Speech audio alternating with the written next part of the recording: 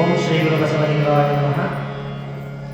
ಜನ್ಮಾದ್ಯಸ್ಯ ಯತೋನ್ಮಯಾದಿತರತಶ್ಚಾರ್ಥೇಷ್ವಭಿಘ್ನಸ್ವರಾಟ್ ತೇನೇ ಬ್ರಹ್ಮ ಹೃದಯ ಆದಿಕವಯೇ ಮುಹ್ಯಂತಿ ಯತ್ಸೂರಯಃ ತೇಜೋ ವಾರಿಮೃತಾಂ ಯಥಾ ವಿನಿಮಯೋ ಯತ್ರ ತ್ರಿಸರ್ಗೋ ಮೃಷಾ ಧಾಮ್ನಾ ಸ್ವೇನ ಸದಾ ನಿರಸ್ತಕುಹಕಂ ಸತ್ಯಂ ಪರಂ ಧೀಮಹಿ. ಆಯಂ ನಶ್ಯತಿ ಪಶ್ಯತಾಂ ಪ್ರತಿದಿನಂ ಯಾತಿ ಕ್ಷಯಂ ಯೌವನಂ ಪ್ರತ್ಯಾಯಾಂತಿ ಗತಾಃ ಪುನರ್ನ ದಿವಸಾಃ ಕಾಲೋ ಜಗದ್ಭಕ್ಷಕಃ. ಲಕ್ಷ್ಮೀಸ್ತೋಯಚರಂಗಭಂಗಚಪಲಾ ವಿದ್ಯುಚ್ಚಲಂ ಜೀವಿತಂ ತಸ್ಮಾನ್ ಮಾಂ ಶರಣಾಗತಂ ಕರುಣಯಾ ತ್ವಂ ರಕ್ಷ ರಕ್ಷಾಧುನಾ.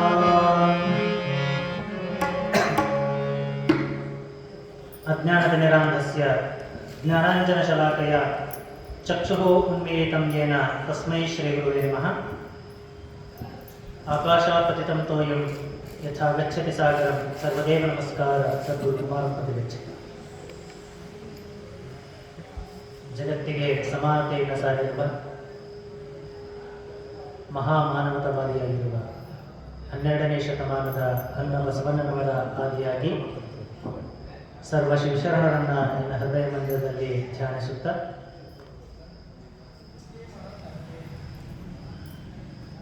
ಈ ನಾಡಿನ ಭಾಗ್ಯ ಜ್ಯೋತಿಯಾಗಿರುವ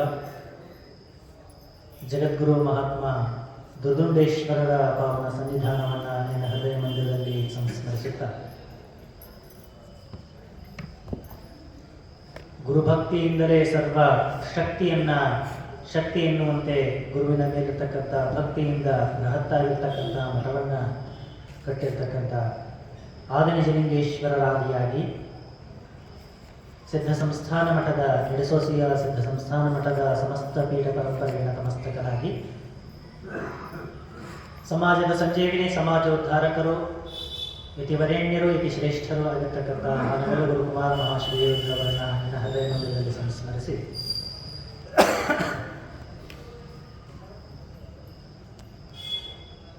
ನಮ್ಮ ನಿಮ್ಮೆಲ್ಲರ ಮಾರ್ಗದರ್ಶಕರು ಮಾತೃಹೃದಯಗಳು ಆಗಿರ್ತಕ್ಕಂಥ ಶ್ರೀಮನ್ ಮಹಾರಾಜ ನಿರಂಜನ ಜಗದ್ಗುರು ಡಾಕ್ಟರ್ ಪಂಚಮ ಶಿವಲಿಂಗೇಶ್ವರ ಮಹಾಸ್ವಾಮೀಜಿಯವರ ನಡೆದಾವರಗಳಲ್ಲಿ ಅನಂತ ಭಕ್ತಿಯ ನಮನಗಳನ್ನು ಸಲ್ಲಿಸುತ್ತಾ ಉತ್ತರಾಧಿಕಾರಿಗಳಾಗಿರುವ ಪರಮ ಪೂಜ್ಯ ಶ್ರೀ ನಿಜಲಿಂಗೇಶ್ವರ ಮಹಾಸ್ವಾಮೀಜಿಯವರ ದಿವ್ಯ ಪಾದಾರಗಳಲ್ಲಿ ಅನಂತ ಭಕ್ತಿಯ ನಮನಗಳನ್ನು ಸಲ್ಲಿಸುತ್ತಾ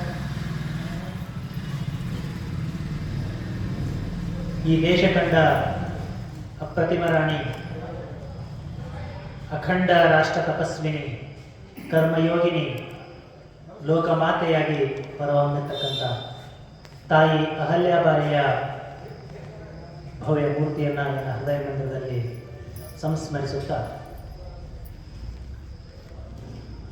ಈ ಒಂದು ಶ್ರಾವಣ ಮಾಸದ ನಿಮಿತ್ತವಾಗಿ ಹಮ್ಮಿಕೊಂಡಿರ್ತಕ್ಕಂಥ ಕಾರ್ಯಕ್ರಮದ 9ನೇ ದಿನದ ಸಂಗೀತ ಸುಧೆಯನ್ನು ತಮ್ಮೆಲ್ಲರಿಗೂ ಉಣಬಡಿಸಿರುವ ಸುರೇಶ್ ಚಂದ್ರಗಿ ಗವಾಯಿಗಳವರೇ, ಅದೇ ತರನಾಗಿ ಅವರಿಗೆ ತಬಲಾ ಸಾಧನ ನೀಡಿರ್ತಕ್ಕಂಥ ಭರತ್ ವಿಟೇಕರ್ ಅವರೇ, ಬಾಳಮತಾಯಿ ಕಲಾ ಬಳಗದ ಎಲ್ಲ ಶರಣೆಯರೇ, ಜಗದ್ಗುರು ದುರ್ದುಂಡೇಶ್ವರ ಸಿದ್ಧ ಸಂಸ್ಥಾನ ಮಠದ ಸಮಸ್ತ ಸದ್ಭಕ್ತರೇ, ಶರಣೆಯರೇ, ತಂದೆ ತಾಯಿ ಮಕ್ಕಳೇ, ತಮ್ಮೆಲ್ಲರಿಗೂ ಕೂಡ ಶರಣಾರ್ಥಿಗಳು.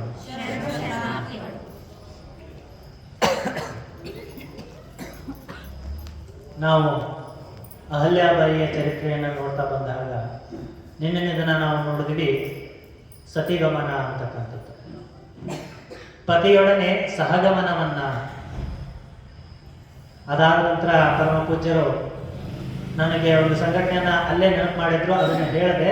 ಆದರೆ ಅದಾದ ನಂತರ ಮತ್ತೆ ಒಂದು ಸ್ವಲ್ಪ ಚರ್ಚೆ ಮಾಡಬೇಕಾದ್ರೆ ಹೇಳಿದ್ರು ಅದೊಂದಿಷ್ಟನ್ನು ಸೇರಿಸಿದ್ರೆ ತುಂಬಾ ಉತ್ತಮ ಅಂತ ಅನಿಸ್ತು.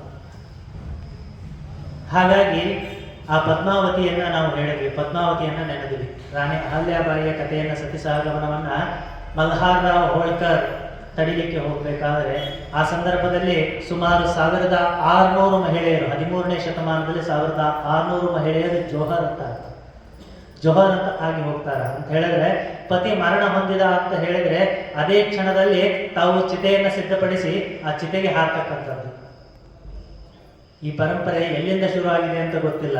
ನಾವು ನಿನ್ನೆ ಹೇಳಿದ್ವಿ, ಮಹಾನಿರ್ವಾಣ ತಂತ್ರದಲ್ಲೂ ಕೂಡ ಈ ಪದ್ಧತಿ ಭಗವಂತ ಏನು ಹೇಳಿದಾನೆ, ಯಾರು ಸತಿಯನ್ನ ಒಂದು ಮೋಹ ಭಾವನೆಯಿಂದಾಗಲಿ ಬೇರೆ ಒಂದು ಭಯಭೀತಿಗಳಿಂದ ಯಾರು ಪತಿಯ ಚಿತೆಯನ್ನ ಏರಿ ಜೀವಂತವಾಗಿ ಶವವಾಗಿ ಹೋಗ್ತಾರೋ, ಯಾರು ಅದರಲ್ಲಿ ಶರಣಾಗಿ ಹೋಗ್ತಾರೋ ಅವರಿಗೆ ನರಕ ಕಟ್ಟಿಟ್ಟ ಬುತ್ತಿ ಅಂತಕ್ಕಂಥದ್ದನ್ನ ಸಾಕ್ಷಾತ್ ಪರಮಾತ್ಮನೇ ಪಾರ್ವತಿ ದೇವಿಗೆ ಹೇಳ್ತಾನೆ. ಹಾಗಾದ್ರೆ ಈ ಸತಿ ಅಂತಕ್ಕಂಥ ಪದ ಎಲ್ಲಿಂದ ಬಂತು ನಮಗೆ?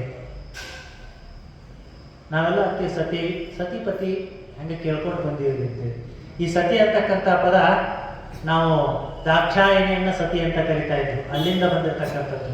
ಒಂದು ಸತಿ ಅಂತ ಪತಿಗೆ ಹೆಂಡತಿಯಾಗಿರ್ತಕ್ಕಂಥವಳಿಗೆ ಧರ್ಮಪತ್ನಿಗೆ ಸತಿ ಅಂತಕ್ಕಂಥ ಪದ ಅಲ್ಲಿಂದ ಬಂದಿರತಕ್ಕಂಥದ್ದು. ಆ ಪದ್ಮಾವತಿ ಕಥೆಯನ್ನ ಅನಂತರ ಪೂಜ್ಯರೊಟ್ಟಿಗೆ ಚರ್ಚೆ ಮಾಡಿದಾಗ ಗೊತ್ತಾಯಿತು, ಅವಳದು ಕೂಡ ಒಂದು ಸಾಹಸದ ಕಥೆ. ಒಬ್ಬಳು ರಾಜಮಾತೆಯಾಗಿಲ್ಲ, ರಾಜನ ಹೆಂಡತಿ ಆಗಿರ್ತಕ್ಕಂಥವಳು ರಾಜನನ್ನ ಆ ಅಲ್ಲಾವುದ್ದೀನ್ ಖಿಲ್ಜಿ ವಶಪಡಿಸ್ಕೊಂಡು ಹೋಗಿರ್ತಾನೆ. ಅಂದ್ರೆ ಅವನನ್ನ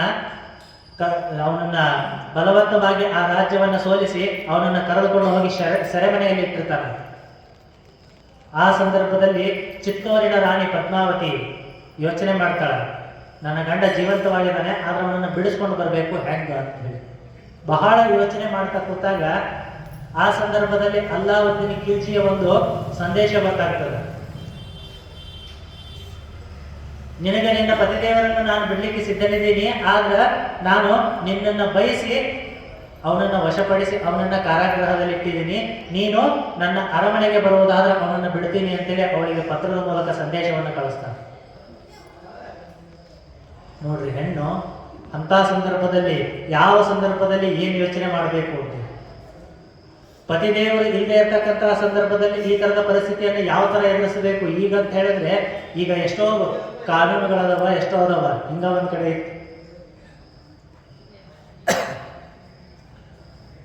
ಒಂದು ಊರಾಗ ಒಬ್ಬ ಮನುಷ್ಯ ಇದ್ದ, ಅವನಿಗೆ ಹೆಂಡತಿ ಚಲೋ ಇದ್ರು.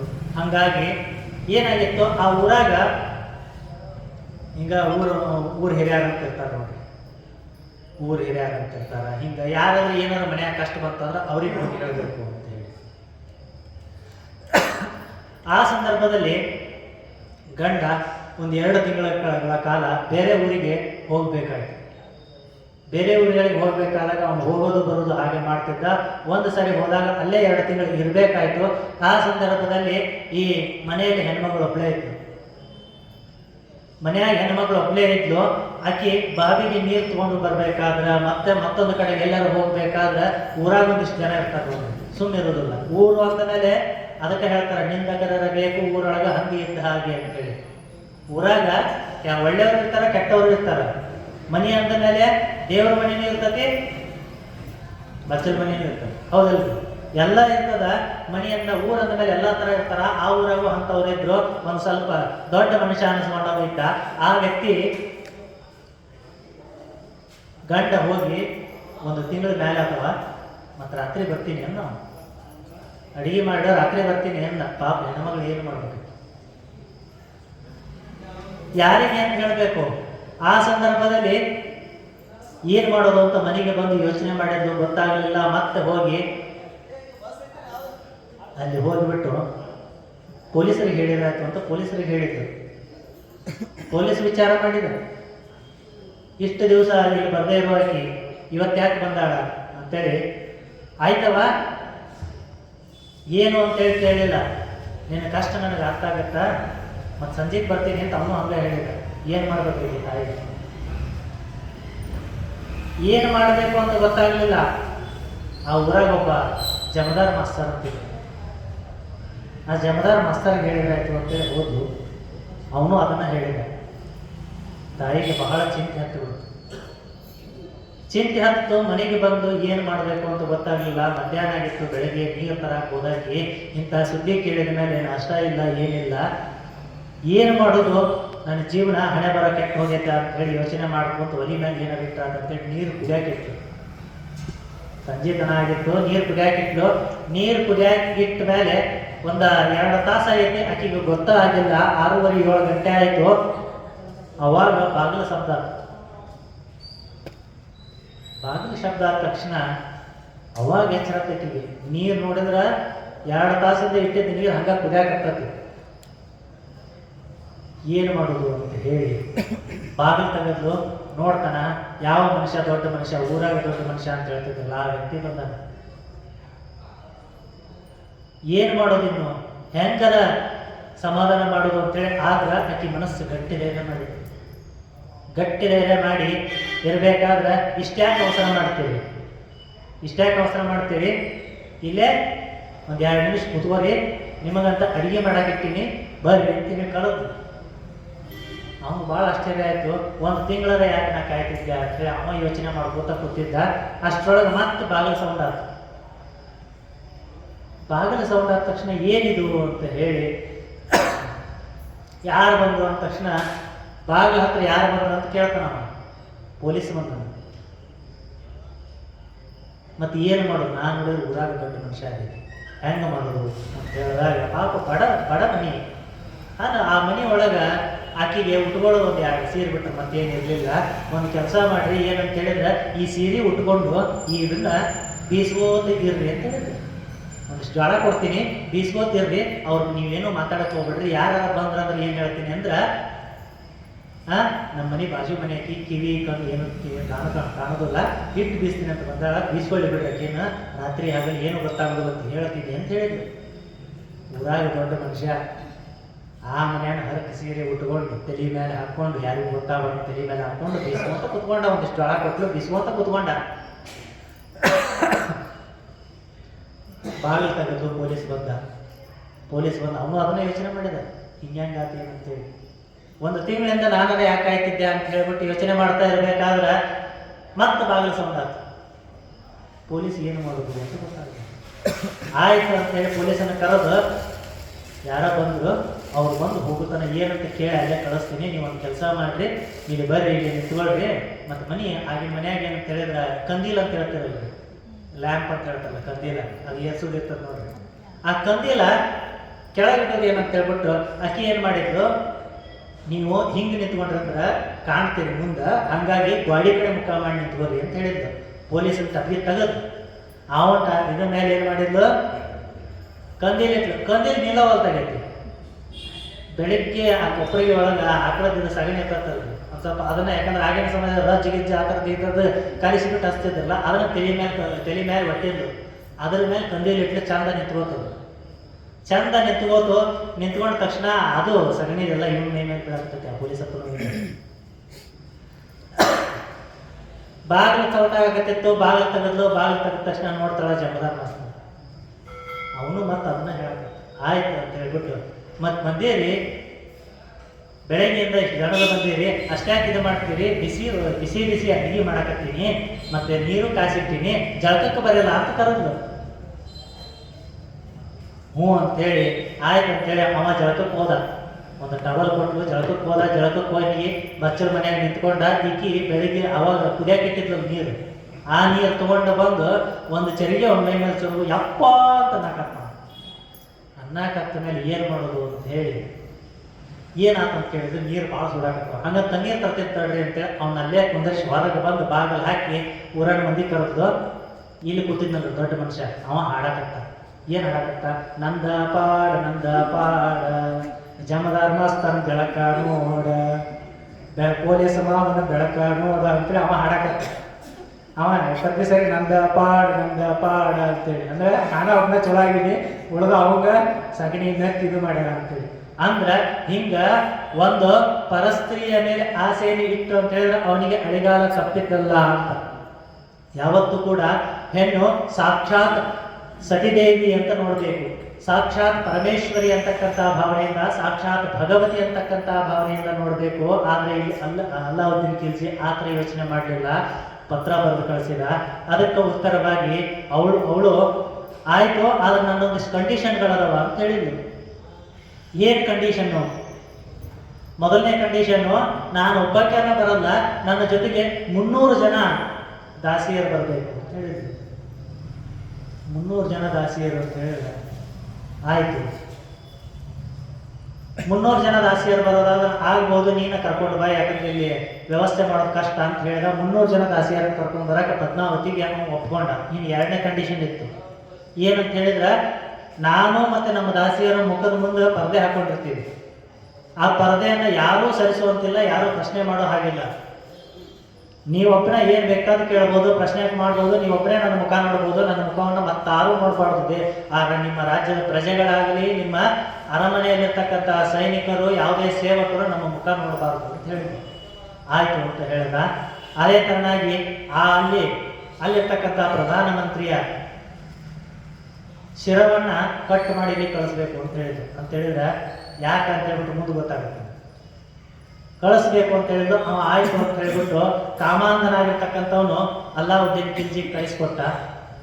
ಈಕೆ ಬರಕ ಮತ್ತೆ ಅರಮನೆಯಿಂದ ರಾಣಿ ಹೊಂಟಾಳ ಅಂತ ಹೇಳಿದ್ರೆ ಸುಮ್ಮನೆ ಹೋಗುವುದಿಲ್ಲ, ಪಲ್ಲಕ್ಕಿ ಮೇಲೆ ಕರ್ಕೊಂಡು ಹೋಗ್ಬೇಕು. 300 ಪಲ್ಲಕ್ಕಿ ರೆಡಿ ಮಾಡಿದ್ರು. ಅಂದ್ರೆ ಯಾವ್ದ್ರೊಳಗೆ ರಾಣಿ ಅದಾಳ ಅಂತ ಗೊತ್ತಾಗಬಾರ್ದು, ಹಂಗೆ 300 ಪಲ್ಲಕ್ಕಿ ರೆಡಿ ಮಾಡಿದ್ರು. 300 ಪಲ್ಲಕ್ಕಿ ಜೊತೆಗೆ ಒಳಗಿರ್ತಕ್ಕಂಥ ಅವ್ರನ್ನ ಪಲ್ಲಕ್ಕಿ ಅಂತೇಳಿ ನಾವು ಒಳಗಿರೋರು 300 ಜನ ರಾಣಿಯರಿದ್ರೆ ಪಲ್ಲಕ್ಕಿ ಹೊರವರು ಒಂದಿಷ್ಟು ಜನ ಬೇಕಾದ್ರೆ ಒಂದು ಪಲ್ಲಕ್ಕಿಗೆ 2 ಹಿಡೀರಿ. ಎಷ್ಟಾಯ್ತು? 900. ಇವ್ರು 300 ಜನ, ಅವರೊಂದಿಬ್ರು 900 ಆಯ್ತು. 4 ಜನ ಹಿಡಿದ್ರೆ 1800. ಹಿಂಗೆ ನಾ ಪಲ್ಲಕ್ಕಿನ ತಗೊಂಡು ಅಲ್ಲಿಗೆ ಹೋದ ಮೇಲೆ ಒಂದು ಸರಿ ಎಲ್ಲ ಒಳಗೆ ಹೋದ್ರು. ಒಳಗೆ ಹೋದ ತಕ್ಷಣ ಪೂರ್ತಿ ಇವಳಿಂದ ಬಂದಿರ್ತಕ್ಕಂಥವ್ರೆ ಎಲ್ಲ ತುಂಬ ಹೋಗ್ಬಿಟ್ಟಿದ್ರು ಒಳಗೆ. ಪಲ್ಲಕ್ಕಿ ಇಳಿಸಕ್ಕೆ ಹೋದ ತಕ್ಷಣ ಒಂದೇ ಸರಿ ಆಮೇಲೆ ಆಕ್ರಮಣ ಮಾಡಿದ್ರು. ಪಲ್ಲಕ್ಕಿ ಒಳಗೆ ಬಂದಿರ್ತಕ್ಕಂಥವಳು ರಾಣಿ ಏನು ಉಪಾಯ ಮಾಡಿದ್ರು ಅಂದ್ರೆ, ಎಂಥ ಉಪಾಯ ಮಾಡಿದ್ರು ಅಂತ ಹೇಳಿದ್ರೆ, 300 ಜನ ಯಾಕೆ ಹೇಳಿದ್ರು ದಾಸಿಯರು, 300 ಜನ ಸೇವಕರು ಯಾಕೆ ಹೇಳಿದ್ರು ಅಂದ್ರೆ, ಆ 300 ಜನರೊಳಗೆ ಹೆಣ್ಮಕ್ಳು ಇರಲಿಲ್ಲ. ಅದರ ಬದಲಾಗಿ ಯುದ್ಧವನ್ನ ಬಲ್ಲಂತ ಸೈನಿಕರಿದ್ರು, ಆ ರಾಜ್ಯದ ಸೈನಿಕರಿದ್ರು, ಮತ್ತು ಪಲ್ಲಕ್ಕಿ ಹೊತ್ಕೊಂಡು ಹೋದವರು ಸೈನಿಕರಿದ್ರು. ಒಂದೇ ಸರಿ ಆಕ್ರಮಣ ಮಾಡ್ಬೇಕಾದ್ರೆ ಅಲ್ಲಾವುದ್ದೀನ್ ಖಿಲ್ಜಿಗೆ ಏನಾಗಬೇಕತ್ತೆ ಅಂತ ಗೊತ್ತಾಗೋದ್ರೊಳಗೆ ಅಲ್ಲಿಂದ ತನ್ನ ಗಂಡನನ್ನ ಕರ್ಕೊಂಡು ಮತ್ತೆ ಚಿತ್ತೋರ್ ಗ್ರಾಮಕ್ಕೆ ಚಿತ್ತೋರ್ ರಾಜ್ಯಕ್ಕೆ ಬಂದುಬಿಟ್ಟಿದ್ರು. ಇದರ ಸಿಟ್ಟಿಗೆ ಅವ ಮತ್ತೆ ಯುದ್ಧಕ್ಕೆ ಬಂದಾಗ ಅಲ್ಲಾವುದ್ದೀನ್ ಖಿಲ್ಜಿ ಆ ಪದ್ಮಾವತಿಯ ಪತಿಯನ್ನ, ರಾಜನನ್ನ ಅಲ್ಲಿ ಕೊಲ್ಲಲಾಗತ್ತ. ಅದರಿಂದ 1600 ಸ್ತ್ರೀಯರೆಲ್ಲರೂ ಕೂಡ ಆ ಒಂದು ಆಹುತಿಯಲ್ಲಿ ಶರಣಾಗಿ ಹೋಗ್ತಾರ ಅಂತಕ್ಕಂಥದ್ದು ನಿನ್ನಿನ ದಿನ ನಾವು ನೋಡಿದ್ವಿ. ಹಾಗೆ ಈ ಸಂದರ್ಭದಲ್ಲಿ ಇಲ್ಲಿಯೂ ಕೂಡ ಅಹಲ್ಯಾಬಾಯಿ ಆ ಅಪಘಾತದಿಂದ ತಪ್ಪಿಸೋದೇ ಮಲ್ಹಾರ್ ರಾವ್ ಹೋಳ್ಕರ್ ಅವರ ದೊಡ್ಡ ಕನಸಾಗಿತ್ತು. ಊಹಿಸಿರಲಿಲ್ಲ ಮಗ ಹೀಗೆ ಎಲ್ಲವನ್ನ ತೊರೆದು ನನ್ನನ್ನು ಅನಾಥನಾಗಿ ಮಾಡಿ ಹೋಗ್ತಾನ ಅಂತಕ್ಕಂಥದ್ದನ್ನ ತಂದೆ ಮಲ್ಹಾರ್ ರಾವ್ ಊಹಿಸಿರಲಿಲ್ಲ. ಇನ್ನೆಲ್ಲವನ್ನ ಎಷ್ಟೋ ದುರ್ವ್ಯಸನಗಳನ್ನ, ಹವ್ಯಾಸಗಳನ್ನ ಬಿಟ್ಟು ಇವನು ಒಳ್ಳೆ ದಾರಿಯಲ್ಲಿ ಬಂದಿದ್ದಾನ. ನನ್ನ ಮಗ ಇಡೀ ರಾಜ್ಯಕ್ಕೆ, ಎಲ್ಲ ಶತ್ರುಗಳ ಸೈನ್ಯಕ್ಕೆ ಸಿಂಹ ಸ್ವಪ್ನವಾಗಬೇಕು ಅಂತಕ್ಕಂಥ ಆಲೋಚನೆಯನ್ನು ಇಟ್ಟಿರ್ತಕ್ಕಂಥ ಮಲ್ಹಾರ್ ರಾವ್ ಹೀಗೆ ಮಗನನ್ನ ಕಳ್ಕೊಂಡ ಮೇಲೆ, ಮಗನನ್ನ ಕಳ್ಕೊಂಡ ದುಃಖ ಒಂದು ಕಡೆ ಆದರೆ, ಆ ಸೂರಜ್ ಮಲ್ ಚಾಟನನ್ನ ಕೊಲ್ಲಬೇಕು ಅಂತಕ್ಕಂಥ ರೋಷ ಒಂದು ಕಡೆಗೆ, ಅದರೊಟ್ಟಿಗೆ ಅತಿ ಮಮಕಾರದಿಂದ ಸಾಕಿರ್ತಕ್ಕಂಥ ಸೊಸೆಯನ್ನ ಕಾಪಾಡಿಕೊಳ್ಬೇಕು ಅಂತ ಎಲ್ಲ ಕೊನೆಯ ಪ್ರಯತ್ನದಲ್ಲಿ ಸೊಸೆಯಾಗಿರ್ತಕ್ಕಂಥ ಅಹಲ್ಯ ಆಯಿತು ಅಂತ ಹೇಳಿ ಸಹಗಮನವನ್ನು ಬಿಡೋದಕ್ಕೆ ಸಿದ್ಧರಾಗ್ತಾಳ. ಅವತ್ತು ಸಹಗಮನ ಬಿಟ್ಟಿದ್ದ ಕಾರಣವಾಗಿ ಇವತ್ತು ನಮ್ಮ ದೇಶದಲ್ಲಿ ಎಷ್ಟೋ ದೇವಸ್ಥಾನಗಳಿಗೆ ಜೀರ್ಣೋದ್ಧಾರ ಆಗಿರೋದು, ಎಷ್ಟೋ ದೇವಸ್ಥಾನಗಳನ್ನು ನಾವು ಕಾಣಬಹುದು. ಇಲ್ಲಿ ಎಷ್ಟೋ ದೇವಸ್ಥಾನಗಳು ಮರೆಯಾಗಿ ಹೋಗ್ತಾ ಇತ್ತು, ಎಷ್ಟೋ ನೂತನ ದೇವಸ್ಥಾನಗಳು ರೆಡಿ ಆಗ್ತಾ ಇರಲಿಲ್ಲ. ಆ ಒಂದು ಭವ್ಯವಾಗಿರ್ತಕ್ಕಂಥ ನಿರ್ಣಯವನ್ನು ಮಾಡಿರ್ತಕ್ಕಂಥ ಮಲ್ಹಾರ್ ರಾವ್ ಮಗನ ಚಿತೆಗೆ ಶರಣಾಗ್ತಾ ಇರ್ತಕ್ಕಂಥ ಸತಿಯರೆಲ್ಲರೂ, ಅಂದರೆ ಮಗನೊಟ್ಟಿಗೆ ಖಂಡೇರಾಯನೊಟ್ಟಿಗೆ ಆಗಿನ ಕಾಲ ಆವಾಗಲೇ ಹೇಳಿದೆ, ಒಬ್ಬೊಬ್ಬರೇ ಪತ್ನಿಯರು ಇರ್ತಿರ್ಲಿಲ್ಲ ರಾಜನಿಗೆ ಪತ್ನಿಯರು ಬಹಳಷ್ಟು ಜನ ಅಂತ ಹೇಳಿದ್ರೆ ಒಬ್ಬರು ಮಾತ್ರ ಬೈಂಜಿ ಅಂತ ಹೇಳ್ತಿದ್ರು, ಅವಳನ್ನ ಪಟ್ಟದ ರಾಣಿ ಅಂತ ಹೇಳಿ. ಇಲ್ಲಿ ಖಂಡೇರಾಯನಿಗೆ ಪಟ್ಟದ ರಾಣಿ ಆಗಿರ್ತಕ್ಕಂಥವಳು ಅಹಲ್ಯ, ಮಲ್ಹಾರ್ ರಾವ್ಗೆ ಪಟ್ಟದ ರಾಣಿ ಆಗಿರ್ತಕ್ಕಂಥವಳು ಗೌತಮಾಬಾಯಿ. ಅದನ್ನು ಬಿಟ್ಟು ಉಳಿದವರೆಲ್ಲ ಸ್ತ್ರೀಯರು ರಾಣಿಯರಂತೆ ಇರ್ತಿದ್ರು, ಆದರೆ ಅವರೆಲ್ಲ ಸೇವಕಿಯರಂತೆ ಅಲ್ಲೆಲ್ಲ ಕೆಲಸ ಮಾಡಬೇಕಾಗುತ್ತೆ. ಅದರೊಟ್ಟಿಗೆ ಖಂಡೇರಾಯನ ಜೊತೆಗೆ ಒಂದಿಬ್ಬರು ಶಕೀಲಾ ಮತ್ತು ಶಬ್ನಮ್ ಅಂತಕ್ಕಂಥ ಇಬ್ಬರು ಮುಸ್ಲಿಂ ಮಹಿಳೆಯರು ಕೂಡ ಶರಣಾಗತಿ ಆಗ್ತಾರೆ ಅಂತಕ್ಕಂಥ ಕಥೆಯನ್ನು ನಾವು ನಿನ್ನೆ ಕೇಳಿದ್ವಿ. ಇಲ್ಲಿ ಹೊರಗೆ ಬಂದ ಮೇಲೆ ಅರಮನೆಗೆ ಇಂದೋರಿಗೆ ಮರಳಿ ಬರ್ತಾರೆ.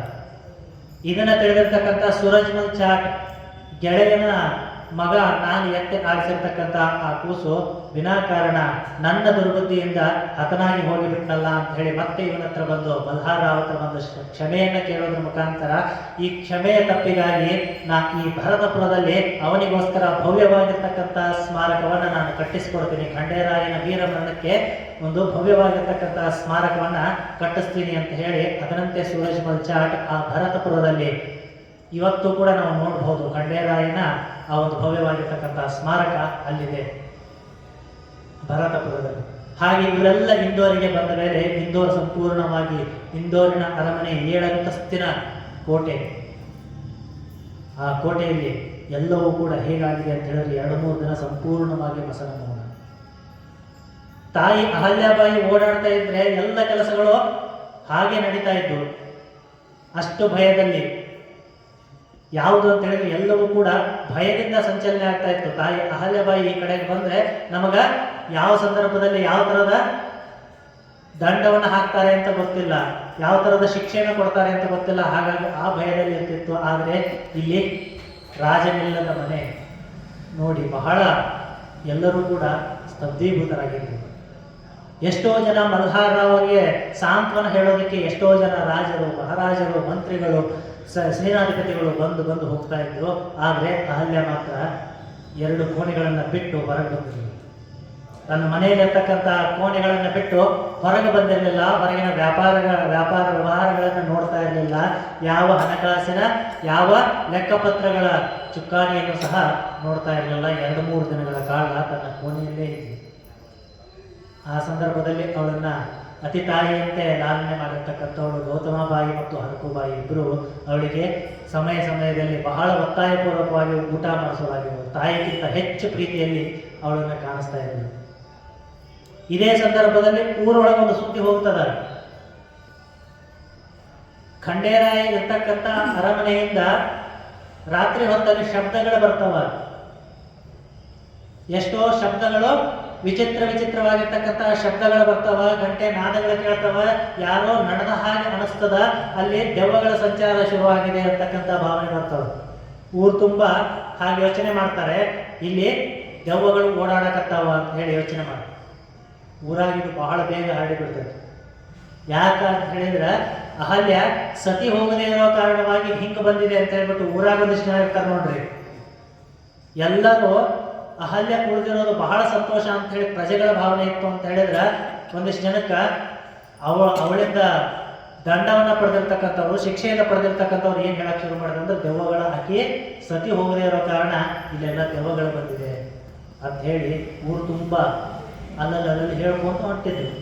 ಅವು ಹೋಗೋ ಗಾಸಿಪ್ ಹಂಗ ಹೋಗ್ತಾವ್ರಿ. ಅವು ಹೆಂಗಂತ ಹೇಳಿದ್ರೆ ಹೇಳಬೇಡ, ಯಾರಿಗೂ ಹೇಳಬೇಡ ಅಂತ ಹೇಳ್ಬಿಟ್ಟು ಊರು ತುಂಬ ಹೋಗಿರ್ತವು. ಹಂಗ ಇರಬೇಕಾದ್ರೆ ಅಹಲ್ಯಾಬಾಯಿಗೆ ಈ ಸುದ್ದಿ ಗೊತ್ತಾಗ್ತದೆ. ಏನು ಮಾಡಬೇಕು ಅಂತ ಬಹಳ ಯೋಚನೆಯಲ್ಲಿ. ಅದರೊಟ್ಟಿಗೆ ಏನಾಗ್ತಾ ಇದೆ ಅಂತ ಹೇಳಿದ್ರೆ ಇಲ್ಲಿ ಮಗನಾಗಿರ್ತಕ್ಕಂಥ ಮಲೆರಾಯನ ಮತ್ತಷ್ಟು ಅವನ ಹುಚ್ಚಾಟ ಮತ್ತಷ್ಟು ಚಾಲು ಆಗುತ್ತದೆ. ಎಲ್ಲ ಸೈನಿಕರಿಗೆ ಇಷ್ಟ ಬಂದ ಹಾಗೆ ಬೈಯೋದು, ಇಷ್ಟ ಬಂದಾಗ ಬಡಿಯೋದು, ಈ ತರ ಮಾಡ್ತಾ ಇರ್ತಾನೆ ಮಲೆರಾಯ. ಇದೆಲ್ಲವೂ ಕೂಡ ಒಳಗಿರ್ತಕ್ಕಂಥ ಅಹಲ್ಯ ತಾಯಿಗೆ ಗೊತ್ತಾಗ್ತದೆ. ಅವಾಗ ಹೇಳ್ತಾರ, 2 ಕೋಣೆಯಂ ನೀ ಮಾಡು ಮನದಾಲಯದಿ, 2 ಕೋಣೆಯಂ ನೀ ಮಾಡು ಮನದಾಲಯದಿ, ಹೊರ ಕೋಣೆಯಲ್ಲಿ ಲೋಗರಾಟಗಳ ನಾಡು, ವಿರಮಿಸಲೊಬ್ಬನೇ ಮೌನದೊಳು ಮನೆಯ ಶಾಂತಿಯಲ್ಲಿ ವರಯೋಗ ಸೂತ್ರವಿದು ಮಂಕುತಿಮ್ಮ ಅಂತ ಹೇಳಿ DVG ಅವರ ಒಂದು ಅದ್ಭುತವಾಗಿರ್ತಕ್ಕಂಥ ಕಗ್ಗ.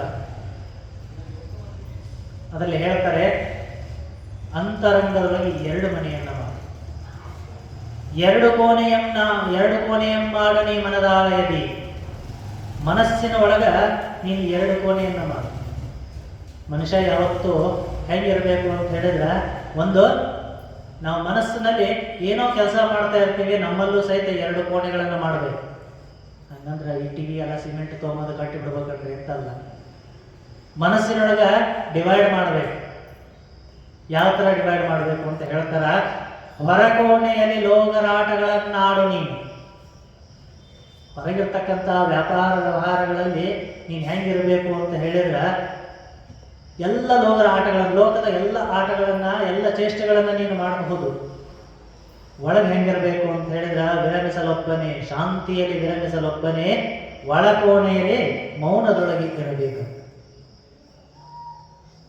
ಇದು ಅಹಲ್ಯಾಬಾಯಿಯ ಆ ಪರಿಸ್ಥಿತಿಯನ್ನು ನೋಡೇ ಟಿ ವಿ ಜಿಯವರು ಬರೆದಿದ್ದಾರೆ ಅನ್ನೋ ಅಷ್ಟಕ್ಕೆ ಇದೆ. ಅವಳಿಗೂ ಸಹಿತ ಅದೇ ಥರ ಆಗ್ತಾ ಇದೆ. ಏನು ಮಾಡೋದು, ಹೊರಗಡೆಗೆ ಹೇಗೆ ಹೋಗೋದು, ಈ ಥರ ಸುದ್ದಿ ಬೇರೆ ಹರಡ್ತಾ ಇದೆ. ಸತಿ ಹೋಗಿಲ್ಲ ಅಂತಕ್ಕಂಥದ್ದು, ಇನ್ನು ಮುಂದೆ ಪ್ರಜೆಗಳು ನನ್ನನ್ನು ಯಾವ ಥರ ಸ್ವೀಕರಿಸ್ತಾರೆ, ಯಾವ ಥರ ಅಕ್ಸೆಪ್ಟ್ ಮಾಡ್ತಾರೆ ಅಂತಕ್ಕಂಥ ಒಂದು ಭಾವನೆ ಅಹಲ್ಯಾಬಾಯಿಗೆ. ಆದರೆ ಮಗನ ಹುಚ್ಚಾಟ ಒಂದು ಕಡೆ ಶುರುವಾಗಿದೆ. ಇನ್ನು ಮಾವನಾಗಿರ್ತಕ್ಕಂಥ ಮಲ್ಹಾರ್ ರಾವ್ ಬಹಳಷ್ಟು ದೇಹ ದಣಿದಿದೆ. ಆ ದೇಹ ದಣಿದಿದ್ದ ಕಾರಣ ಅವರಿಗೂ ಇನ್ನೂ ಲೆಕ್ಕಪತ್ರಗಳು ಇದೆಲ್ಲವನ್ನು ನೋಡೋದಕ್ಕೆ, ಯಾಕಂದರೆ ರಾಜ್ಯದ ವಿಸ್ತರಣೆಗಾಗಿ ಬಹುದೂರ ಇನ್ನೂ ಅವರು ಹೊರಡಬೇಕು ಅಂತ ಹೇಳಿ ಮನಸ್ಸಿನಲ್ಲೇ 2 ಕೋಣೆಗಳನ್ನು ಮಾಡ್ತಾರೆ. ಅದನ್ನ ನಮ್ಮ ಶರಣರು ಹೇಳಿದ್ರು ಅಂತರಂಗ ಬಹಿರಂಗ ಅಂತ. ಅದನ್ನ ದಾರಾ ಬೇಂದ್ರೆ ಅವರು ಹೇಳ್ತಾರೆ, ಏನು ಅಂತ ಹೇಳಿದ್ರೆ ಅಂತರಂಗದ ಮೃದಂಗ ಅಂತು ತೌತನಾನ.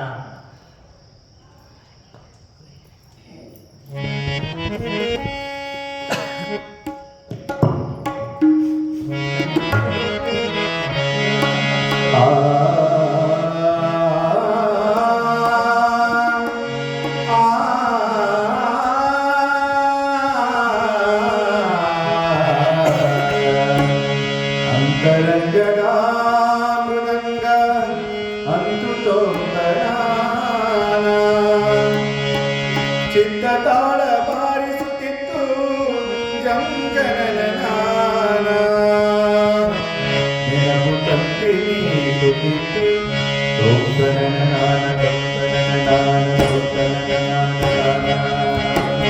ಅಂತರಂಗದ ಮೃದಂಗ ಅಂದು ತೋಂತನಾನ ಅಂತರಂಗದ ಮೃದಂಗ ಅಂದು ತೋಂತನಾನ ಚಿತ್ತತಾಳ ಬಾರಿಸುತ್ತಿತ್ತು ಜಂಗನನ ಚಿತ್ತತಾಳ ಬಾರಿಸುತ್ತಿತ್ತು ಜಂಗನನ ನೆನಪು ತಂತಿ ನೀಡುತ್ತಿತ್ತು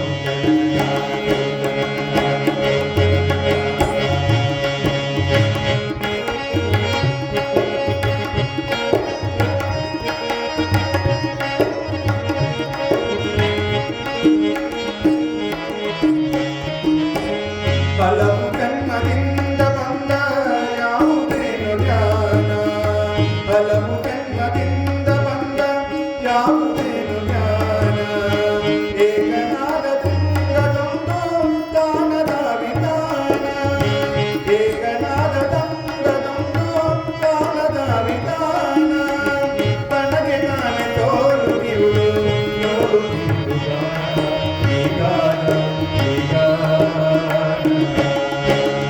ಅಂತರಂಗದ ಮೃದಂಗ ಅಂದು ತೋಂತನಾನ ಅಂತರಂಗದ ಮೃದಂಗ ಅಂದು ತೋಂತನಾನ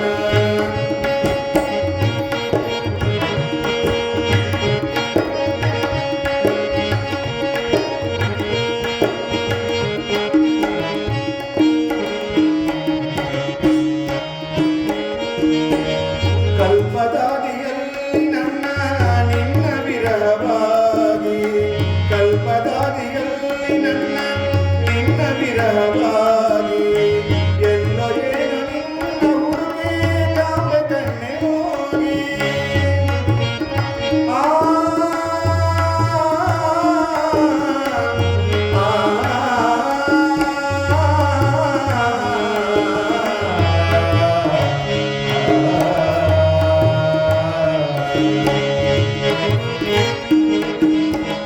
ಎಲ್ಲೋ ಏನು ನಿನ್ನ ಹುಡುಗಿ ಕಾಮ ಕಣ್ಣೆ ಹೋಗಿ, ಎಲ್ಲೋ ಏನು ನಿನ್ನ ಹುಡುಗಿ ಕಾಮ ಕಣ್ಣೆ ಹೋಗಿ, ಮರೆತುಕೊಂಡು ಬಿದ್ದೆ ನಾನು ನೆಲದ ಮಣ್ಣಾಗಿ ತಾನೇ ಮಣ್ಣಾಗಿ.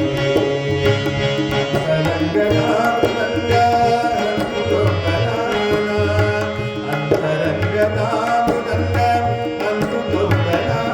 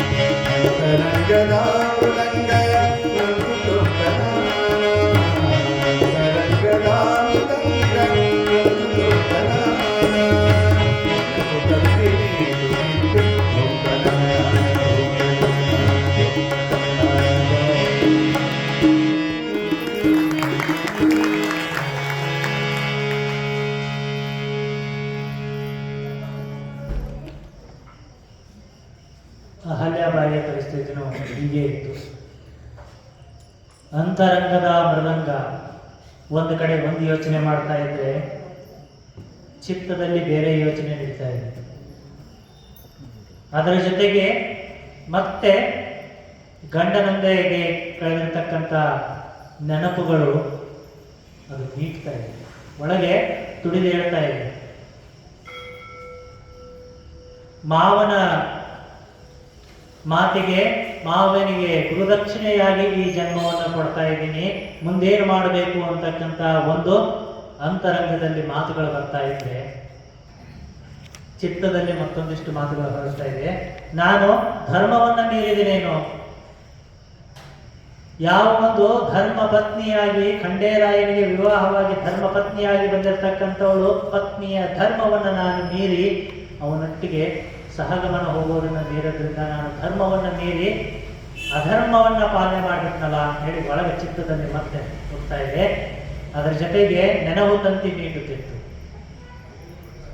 ಮನಸ್ಸಿನಲ್ಲಿ ಅವನ ಜೊತೆ ಕಳೆದಿರ್ತಕ್ಕಂಥ ದಿನಗಳಾಗಿರಬಹುದು, ಅವನಿಗೆ ಆರತಿಯನ್ನು ಎತ್ತಿ ಯುದ್ಧಕ್ಕೆ ಕಳಿಸಿರ್ತಕ್ಕಂಥ ದೃಶ್ಯಗಳು ಅವಳ ಕಣ್ಣು ಮುಂದೆ ಬರ್ತಾ ಇದೆ.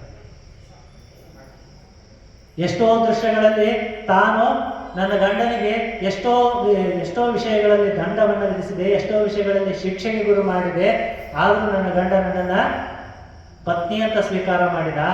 ಅಂಥ ಗಂಡನ ಜೊತೆಗೆ ನಾನು ಸಹಗಮನ ಹೋಗದೆ ಇರೋದು ನಾನು ಧರ್ಮವನ್ನ ಪಾಲನೆ ಮಾಡಿದಲ್ಲ, ಅಧರ್ಮವನ್ನ ಆಚರಣೆ ಮಾಡಿದಾಗ ಆಯ್ತು ಅಂತ ಹೇಳಿ ಇದೆಲ್ಲವನ್ನ ಯೋಚನೆ ಮಾಡ್ತಾ ಇರಬೇಕಾದ್ರೆ ಅಲ್ಲಿ ಒಳಗೆ ಮತ್ತೆ ದೃಢ ನಿರ್ಧಾರ ಮಾಡ್ತಾರೆ. ಹೇಗೆ ಕತ್ತಲಲ್ಲಿ ಬೆಳಕು ಮಿಂಚಿ ಪಡೆದಿದ್ದೇಳು ಬಣ್ಣ. ಈ ಹೊರಗೆ ನಾವು ಬೆಳಕು ನೋಡ್ತೀವಿ, ಹೌದಲ್ಲ? ಸೂರ್ಯನ ಬೆಳಕಿನಾಗ 7 ಬಣ್ಣಗಳು ಸೇರಿ ಒಂದು ಬಿಳಿ ಬಣ್ಣ ಆಗ್ತದೆ. ನಾವು ಸಣ್ಣವರಿದ್ದಾಗ ಆ ಬಿಳಿ ಬಣ್ಣದೊಳಗೆ 7 ಬಣ್ಣದವು ಅಂತ ಹೇಳ್ತಿದ್ರು. ಹೆಂಗೆ ಅಂತ ಹೇಳ್ಬಿಟ್ಟು ಅದನ್ನು ತೋರಿಸ್ಬೇಕು ಅಂತ ಹೇಳಿದ್ರೆ ನಮ್ಮ ಕ್ಲಾಸ್ ರೂಮ್ನ್ಯಾಗ ಎಲ್ಲ ಬಾಗ್ಲ ಮುಚ್ಚಿ ಅದೊಂದು ಕಾಜಿಂದು ವಸ್ತು ಇಡ್ತಿದ್ರು. ಅದನ್ನು ಇಟ್ಟು ಅದರೊಳಗೆ ಕಿಟಕಿಯಿಂದ ಒಂದು ಕಿರಣ ಬರಬೇಕು. ಅದು ಈ ಕಡೆಯಿಂದ ಪಾಸಾಗಿ ಈ ಕಡೆ ಮತ್ತೆ ಕತ್ಲದ ಗೋಡಿ ಮೇಲೆ ಬಿತ್ತಂದ್ರೆ ಅವಾಗ 7 ಬಣ್ಣಗಳು ಕಾಣ್ತಿದ್ವು.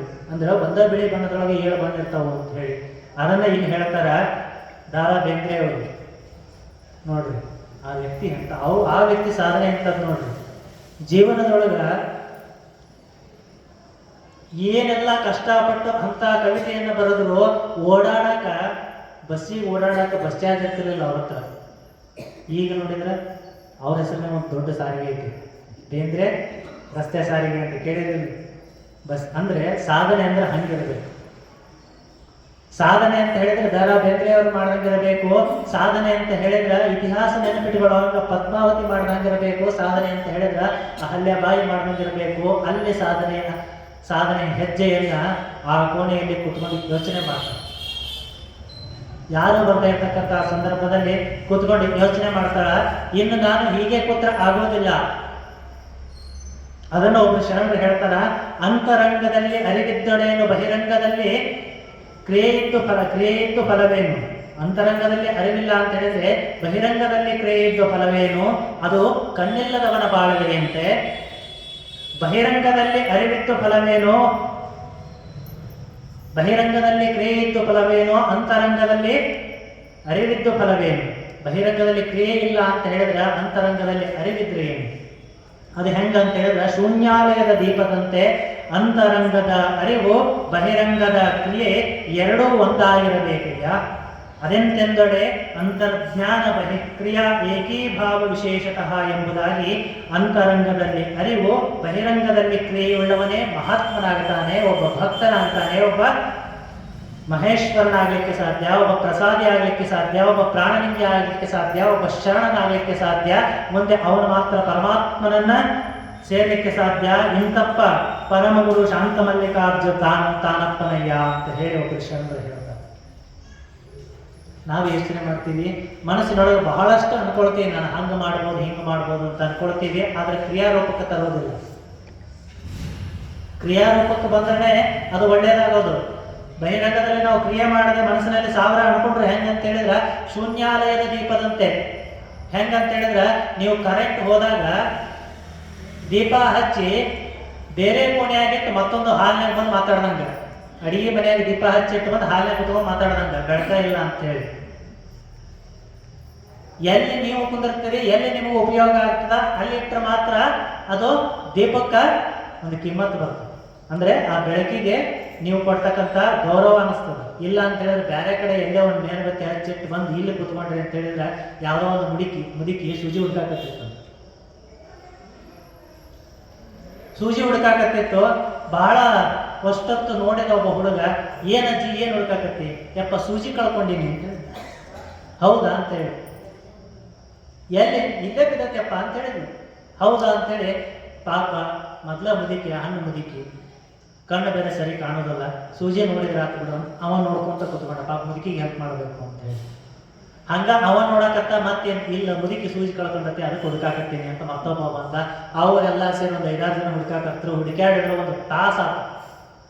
ಒಂದು ತಾಸು ಹುಡುಕ್ಯಾಡಿದ ಮೇಲೆ ಸೂಜಿ ಯಾರಿಗೂ ಸಿಗಲಿಲ್ಲ. ಎಲ್ರಿಗೂ ಆಶ್ಚರ್ಯ ಆಗ್ತದೆ. ಅಜ್ಜಿ ನೀ ಕಳ್ಕೊಂಡಿದ್ದಾರ ನಿಜ ಐತೆ ಸುಳ್ಳು ಐತೆ ಅಂತ ಕೇಳಿದ್ರು. ಯಪ್ಪ ಕಳ್ಕೊಂಡಿನ ಅಂತ ಹೇಳಿದ್ರು. ಮತ್ತೆ ಎಲ್ಲೇ ಸಿಗೋವಲ್ತಲ್ಲ ಸೂಜಿ ಅಂತ ಹೇಳಿದ್ರು. ಏನ್ ಮಾಡ, ಎಲ್ಲೇ ಬಿದ್ದತ್ತೆಪ್ಪ ಸಿಗೋವಲ್ತ ಅಂತ ಹೇಳಿದ್ರು. ಎಲ್ಲಿ ಕಳ್ಕೊಂಡು ಹೇಳಿ ನೀನು ಅಂತ ಹೇಳಿದ್ರು. ಮನ್ಯಾಗ ಕೂತಿದ್ನೇಪ್ಪ ಸೂಜಿ ಇದು ಮಾಡ್ಕೊತ, ಸೂಜಿ ಬಿತ್ತು ಮನ್ಯಾಗ ಬೆಳಕಿರ್ಲಿಲ್ಲಲ್ಲ, ಅದಕ್ಕೆ ಇಲ್ಲಿ ಬಂದು ಹುಡ್ಕಾಕತ್ತೀನಿ ಎಂದಕ್ಕೆ. ಅಂದ್ರ ಮನ್ಯಾಗ ಬೆಳಕಿಲ್ಲ ಅಂತ, ಮನ್ಯಾಗ ಎಲ್ಲಿ ಸೂಜಿ ಕಳ್ಕೊಂಡಿರ್ತೀವಿ ಅಲ್ಲಿ ಹುಡುಕಬೇಕು ಅಂತ ಹೇಳಿದ್ರೆ, ನಾವು ಕ್ರಿಯೆಯನ್ನು ಒಂದು ಕಡೆ ಮಾಡ್ತಾ ಇರ್ತೀವಿ, ಮನಸ್ಸಿನೊಳಗೆ ಅರಿವಿಲ್ಲ ಅಂತ ಹೇಳಿದ್ರೆ ಉಪಯೋಗ ಇಲ್ಲ. ಮನಸ್ಸಿನೊಳಗೆ ಬಹಳಷ್ಟು ಅರಿವೈತಿ, ನಮಗೆ ಬೆಳಕಬೇಕು ಅನ್ನೋ ಅರಿವೈತಿ. ಬಹಿರಂಗದಲ್ಲಿ ನಾವು ಒಂದು ದೀಪ ಹಚ್ಚಬೇಕು, ಒಂದು ಕ್ಯಾಂಡಲ್ ಹಚ್ಚಬೇಕು ಅಂತಕ್ಕಂಥ ಜ್ಞಾನ ಕ್ರಿಯೆಯನ್ನು ಮಾಡಲಿಲ್ಲ ಅಂತ ಹೇಳಿದ್ರೆ ಅದು ಆಲಸ್ಯತನ ಆಗುತ್ತ. ನಾವೇನಾದ್ರೂ ಬಹಿರಂಗದಲ್ಲಿ ಕ್ರಿಯೆ ಮಾಡಾಕತ್ತೀವಿ, ಬೇರೆ ಕಡೆ ಹೋಗಿ ಸೂಜಿ ಹುಡುಕಾಕತ್ತೀವಿ, ಆದ್ರೆ ಸೂಜಿ ಕಳ್ಕೊಂಡ ಹುಡುಕ್ಬೇಕು ಅಂತಕ್ಕಂಥ ಅರಿವು ನಮ್ಮಲ್ಲಿಲ್ಲ ಅಂತ ಹೇಳಿದ್ರೆ ನಾವು ಯಾವುದೇ ಸಂತರು ಶರಣರು ಮಹಂತರ ಆಗೋದಿಲ್ಲ. ಇಂಥ ದೇಶದ ಅಖಂಡ ಭಾರತದ ತಪಸ್ವಿನಿಯಾಗಿರ್ತಕ್ಕಂಥವಳಿಗೆ ಆ ಸಂದೇಶ ಏನು ಅಂತ ಹೇಳಿದ್ರೆ, ಅಂತರ್ಜ್ಞಾನ ಬಹಿಕ್ರಿಯಾ ಏಕೀಭಾವ ವಿಶೇಷತಃ, ಎರಡೂ ಒಂದಾಗಬೇಕು. ಆ ಕೋಣೆಯಲ್ಲಿರ್ತಕ್ಕಂಥ ತಾಯಿ ಅಹಲ್ಯಾಬಾಯಿಗೆ ಎರಡೂ ಒಂದಾಗ್ತದ. ಇನ್ನು ಆಗಿರೋದೆಲ್ಲ ಆಗಿ ಹೋಗ್ಯದ. ಇನ್ನು ನನ್ನ ಸಂಪೂರ್ಣ ಜೀವನವನ್ನ ಈ ನಾಡಿನ ರಕ್ಷಣೆಗಾಗಿ, ಈ ಒಂದು ಮಾಳುವ ಸಾಮ್ರಾಜ್ಯದ ಉನ್ನತಿಗಾಗಿ, ಈ ಧ್ವಜದ ನನ್ನ ಹೋಳ್ಕರ್ ವಂಶಸ್ಥರು ಏನು ನನ್ನ ಮಾವ ಮಲ್ಹಾರ್ ರಾವ್ ಸ್ಥಾಪನೆ ಮಾಡಿರ್ತಕ್ಕಂಥ ಈ ಲಾಂಛನದ ಉಳಿವಿಗಾಗಿ ನನ್ನ ಸಮಗ್ರ ಜೀವನವನ್ನು ಇಡಬೇಕು ಅಂತ ಹೇಳಿ ಅಂತರಂಗದಲ್ಲಿ ಡಿಸೈಡ್ ಮಾಡಿ, ಅಂತರಂಗದಲ್ಲಿ ಒಂದು ಶಪಥವನ್ನ ಮಾಡಿಕೊಂಡು, ನನ್ನ ಸಂಪೂರ್ಣ ಜೀವನ, ಇನ್ನು ಯಾವ ಜೀವನ ನನಗೋಸ್ಕರ ಅಲ್ಲ, ಇದು ಪ್ರಜೆಗಳಿಗಾಗಿ ಬಂದಿರತಕ್ಕಂಥ ಜೀವನ. ನನ್ನ ಗಂಡನ ಹೆಂಡತಿ ಆಗಿರ್ತಕ್ಕಂಥ ಅಹಲ್ಯ ಇವತ್ತು ನಿನ್ನೆ ದಿನ ಸತಿ ಹೋಗಿಬಿಟ್ಟಿದ್ದಾಳ. ಆದರೆ ನಾನು ಒಬ್ಬ ಗುರುವಿನ ಶಿಷ್ಯಳಾಗಿ, ಮಲ್ಹಾರ್ ರಾವ್ಗೆ ಮಗಳಾಗಿ ಅಲ್ಲ, ಮಲ್ಹಾರ್ ರಾವ್ಗೆ ಮಗಳಾಗಿ, ಅದರ ಜೊತೆ ಮಲ್ಹಾರ್ ರಾವ್ನ ಸೊಸೆಯಾಗಿ ಅಲ್ಲ, ಮಲ್ಹಾರ್ ರಾವ್ಗೆ ಮಗಳಾಗಿ, ಒಬ್ಬ ಉತ್ತಮ ಗುರುವಿನ ಶಿಷ್ಯರಾಗಿ, ಪ್ರಕಾಂಡ ಗುರುವಿನ ಶಿಷ್ಯರಾಗಿ, ಶಾಸ್ತ್ರಗಳ ಉಪಯೋಗವನ್ನು ಎಲ್ಲಿ ಮಾಡಬೇಕು ಅಂತ ಹೇಳಿದ್ರೆ, ನಾನು ಸಮಗ್ರ ದೇಶದ ಪ್ರಜೆಗಳ ಉದ್ಧಾರಕ್ಕಾಗಿ ಮಾಡಬೇಕು ಅಂತ ಹೇಳಿ ಮನಸ್ಸಿನಲ್ಲಿ ಸಂಕಲ್ಪ ಮಾಡಿದ್ರು. ಅಂತರಂಗದಲ್ಲಿ ಬಹಿರಂಗದಲ್ಲಿ ಕ್ರಿಯೆಗೆ ತರಬೇಕು ಅಂತ ಹೇಳಿ ಅಲ್ಲಿಂದ ಆ ಒಂದು ವಾರ, ಒಂದು ತಿಂಗಳ ಕಾಲ ಏನು ಕೋಣೆಯಲ್ಲಿ ಕುಳಿತಿದ್ಲಲ್ಲ, ಹೊರಗೆ ಬಂದಿರತಕ್ಕಂಥ ರೂಪವನ್ನು ನೋಡಿ ಅವಳು ಸಿದ್ಧವಾಗಿ ಬಿಳಿಯ ಸೀರೆಯನ್ನು ಉಟ್ಟು, ಹಣೆಗೆ ಭಸ್ಮವನ್ನು ತೊಟ್ಟು, ಬೆಳಗಿನ ಜಾವ ಎಲ್ಲ ಯೋಚನೆಗಳನ್ನು ಕಟ್ಟಿಟ್ಟು ಮತ್ತೆ ದೇಶದ ಅಭಿವೃದ್ಧಿಗೆ ಹೋಗಬೇಕು ಅಂತ ಹೇಳಿ ಮತ್ತೆ ಪೂಜಾದಿ ಕಾರ್ಯಗಳನ್ನು ಕೈಗೊಳ್ಳೋದಕ್ಕೆ ಶುರು ಮಾಡ್ತಾರೆ. ಇದನ್ನೆಲ್ಲ ನೋಡಿದವರೆಗೂ, ಅಲ್ಲಿವರೆಗೂ ಮಾವ ಮತ್ತು ಅತ್ತೆಯಾಗಿರ್ತಕ್ಕಂಥ ಮಲ್ಹಾರ್ ರಾವ್ ಹೋಳ್ಕರ್ ಮತ್ತು ಅಹಲ್ಯಾಬಾಯಿ ಹೋಳ್ಕರ್ ಅಲ್ಲಿವರೆಗೂ ಅವಳನ್ನ ಅಹಲ್ಯ ಅಂತ ಕರೀತಾ ಇದ್ರು. ಅವಳ ಈ ಬದಲಾವಣೆಯನ್ನ, ಈ ಪರಿವರ್ತನೆಯನ್ನು ಕಂಡಿರ್ತಕ್ಕಂಥವ್ರು ಅವರಿಗೆ ಅಲ್ಲಿಂದ ಅಹಲ್ಯಾಬಾಯಿ ಅಂತ ಕರೆಯೋದಕ್ಕೆ ಶುರು ಮಾಡಿದ್ರು. ಜನರೆಲ್ಲರೂ ಕೂಡ ರಾಣಿ ಅಂತ ಕರೀತಾ ಇದ್ರು, ರಾಣಿ ಅಹಲ್ಯಾಬಾಯಿ ಅನ್ನೋದಕ್ಕೆ ಕರೆಯೋದಕ್ಕೆ ಶುರು ಮಾಡಿದ್ರು. ಆ ಥರದ ಬದಲಾವಣೆಯೆಲ್ಲ ಮತ್ತೆ ಬಹಿರಂಗದಲ್ಲೂ ಕೂಡ ವ್ಯಕ್ತಪಡಿಸೋದಕ್ಕೆ ಶುರು ಮಾಡಿದ್ರು. ಆದರೆ ಮಗನನ್ನ ತಿದ್ದೋ ಕಡೆಗೆ ಒಂದಿಷ್ಟು ಲಕ್ಷ್ಯವನ್ನು ಹರಿಸಬೇಕಾಗಿತ್ತು ತಾಯಿ. ಇಷ್ಟೆಲ್ಲ ಘಟನೆಗಳು ನಡೀತಾ ಇರಬೇಕಾದ್ರೆ ಒಂದು ದಿವಸ ಏನಾಗಿತ್ತು ಅಂತ ಹೇಳಿದ್ರೆ, ಮಗ ಕುದುರೆ ಓಡಿಸೋದನ್ನ ಕಲ್ತು ಬಿಟ್ಟಿದ್ದಾನೆ. ಕುದುರೆ ಸವಾರಿಯನ್ನ ಕಲ್ತು ಬಿಟ್ಟಿದ್ದಾನ. ಅವನು ಕುದುರೆ ಸವಾರಿಯನ್ನ ಕಲ್ತಿರೋದು ಎಷ್ಟು ಮೊಂಡಾಟಕ್ಕೆ ಹೋಗಿತ್ತು ಅಂತ ಹೇಳಿದ್ರೆ, ಅವನು ಕುದುರೆಗಳನ್ನ ಯಾರ ಮೇಲೆ ಅವರು ಯಾರಾದ್ರೂ ಏನಾದ್ರೂ ಬಿಂದಿಗೆಯಲ್ಲಿ ನೀರನ್ನ ತರ್ತಾ ಇದ್ರೆ, ಮಣ್ಣಿನ ಮಡಿಕೆಯಲ್ಲಿ ಬಿಂದಿಗೆಯಲ್ಲಿ ನೀರನ್ನ ತರ್ತಾ ಇದ್ರೆ ಹೋಗಿಬಿಟ್ಟು ಅವ್ರ ಮೇಲೆ ಕುದುರೆಗಳನ್ನ ತೆಗೆದುಕೊಂಡು ಹೋಗ್ಬೋದು. ಅದು ಬಿದ್ದು ಹೊಡಿತಾ ಇದ್ರೆ ಅವರೆಲ್ಲ ನೋವನ್ನ ಪಡ್ತಾ ಇದ್ರೆ ಇವನು ಆನಂದಿಸ್ತಾ ಇದ್ದಾನೆ. ಎಲ್ಲಿ ಸ್ತ್ರೀಯರೆಲ್ಲ ಗುಂಪು ಸೇರಿ ಒಂದು ಕಡೆಗೆ ತಮ್ಮ ಶುಚಿ ವಸ್ತ್ರಗಳನ್ನಾಗಿ ಮಾಡಿಕೊಂಡು ವಸ್ತ್ರಗಳನ್ನು ತೆಗೆದುಕೊಂಡು ಹಳ್ಳದ ಕಡೆ ಹೊರಟರು ಅಂತ ಹೇಳಿದ್ರೆ, ಆ ಗುಂಪಿನ ಮಧ್ಯಕ್ಕೆ ಅಶ್ವವನ್ನು ತೆಗೆದುಕೊಂಡು ಹೋಗುದು, ಕುದುರೆಯನ್ನು ತೆಗೆದುಕೊಂಡು ಹೋಗುದು. ಅವರೆಲ್ಲ ಚಲಾಪಿಲಿಯಾಗಿ ಹಾಹಾಕಾರದಿಂದ ಓಡಿ ಹೋಗ್ತಾ ಇರ್ತಕ್ಕಂಥದ್ದನ್ನು ನೋಡಿ ಆನಂದ ಪಡ್ತಾ ಇರ್ತಕ್ಕಂಥ ಭಾವನೆ ಅವನಲ್ಲಿ ತುಂಬಿಕೊಂಡು ಬಿಟ್ಟಿತ್ತು. ಅದಕ್ಕೆ ಈ ಮಲೆರಾಯನನ್ನ ಹೇಗೆ ಪರಿವರ್ತನೆ ಮಾಡಬೇಕು ಅಂತ ವಿಚಾರ ಮಾಡ್ತಾ ಇದ್ರು. ಅದೇ ಒಂದು ಸಂದರ್ಭದಲ್ಲಿ ಒಂದು ದಿವಸ ರಾಜ್ಯದ ಬೀದಿಗಳ ವೀಕ್ಷಣೆಗಾಗಿ, ಆ ರಾಜ್ಯದಲ್ಲಿ ವೀಕ್ಷಣೆಗಾಗಿ ಎಲ್ಲ ಕಡೆ ಹೋಗಿದ್ದು. ಆ ಸಂದರ್ಭದಲ್ಲಿ ಏನಾಗಿತ್ತು ಅಂದರೆ,